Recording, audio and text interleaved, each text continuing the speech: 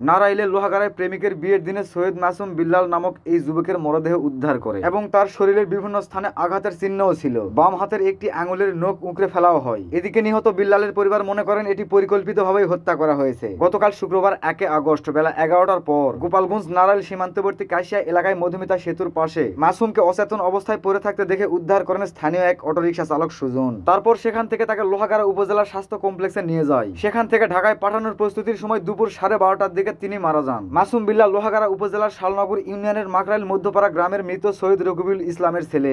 এলাকাবাসী ও আত্মীয় স্বজনের ভাষ্য অনুযায়ী উপজেলার লাহোরিয়া ইউনিয়নের এক কিশোরীর সঙ্গে মাসুমের প্রেমের সম্পর্ক ছিল, কিন্তু পারিবারিকভাবে অসম্মতির কারণে সেই সম্পর্ক ভেঙে যায়। তারপর গত 30 জুলাই মাসুম বিল্লাল ঢাকায় বড় বোনের বাসায় যান। সেখানে যাওয়ার পরে তিনি জানতে পারেন প্রেমিকার বিয়ের খবর। তারপর সে আবারও ফিরে আসেন নিজ এলাকা লোহাগাড়ায়। নিহত মাসুম বিল্লালের চাচাতো ভাই তরিকুল ইসলাম বলেন, সকাল 9টার দিকে মাসুম বিল্লাল তাকে ফোন করে জানায় সে লোহাগাড়ায় এসেছে, কিন্তু সবচাইতে দুঃখজনক ব্যাপার হচ্ছে সে ফোন দেওয়ার পর থেকে আর তার কোনো খোঁজ খবর পাওয়া যায়নি। তারপর হাসপাতাল থেকে পরিবারের কাছে মৃত সংবাদ আসে মাসুম বিল্লালের। এদিকে মাসুম বিল্লালকে উদ্ধারকারী অটোরিকশা চালক সুজন বলেন, দুর্ঘটনার কোনো চিহ্ন ঘটনাস্থলে ছিল না। এদিকে এলাকাবাসী কোনো দুর্ঘটনার শব্দ বা ঘটনা দেখেননি বা শোনেননি। এতে এলাকাবাসীর মনে হয়েছে কেউ তাকে মেরে গাড়ি থেকে ফেলে রেখে গেছেন। নিহত মাসুম বিল্লালের চাচা শরীফুল ইসলাম বলেন, গ্রামের সাইফুল মোল্লার কাছে মাসুমের প্রেমিকের বাবা সকালে ফোন দিয়ে জানান মাসুম ঝামেলা করছে, তার ছেলেপেলেরা তাকে পেলে অবস্থা খারাপ হবে। পরে আমরা খবর পাই মানিকগঞ্জ বাজারে একটি পার্লারে প্রেমিকের সঙ্গে দেখা করেন মাসুম, এবং তারপর থেকে মাসুমের ফোন বন্ধ পাওয়া যায়। মাসুমের চাচা শরীফুল ইসলাম আরও বলেন, যদি বড় কোনো গাড়িতে অ্যাক্সিডেন্ট হতো তাহলে হাত পা ভাঙা বা শরীরে ছিন্ন ভিন্ন থাকতো, কিন্তু এদিকে মাথা সহ শরীরের বিভিন্ন জায়গায় মারধরের চিহ্ন রয়েছে।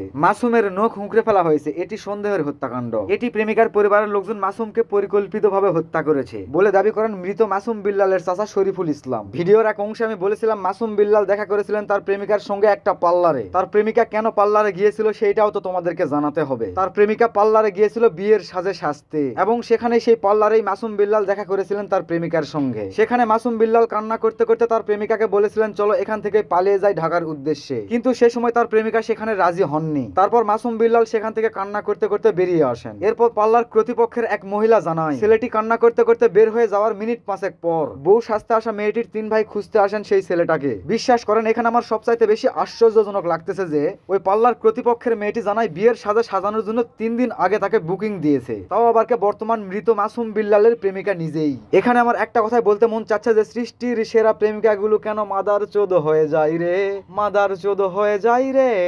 বলো তোমরা, বলো তোমরা, সৃষ্টির সেরা প্রেমিকাগুলো কেন মাদার চোদ হয়ে যায় রে, মাদার চোদ হয়ে যায় রে।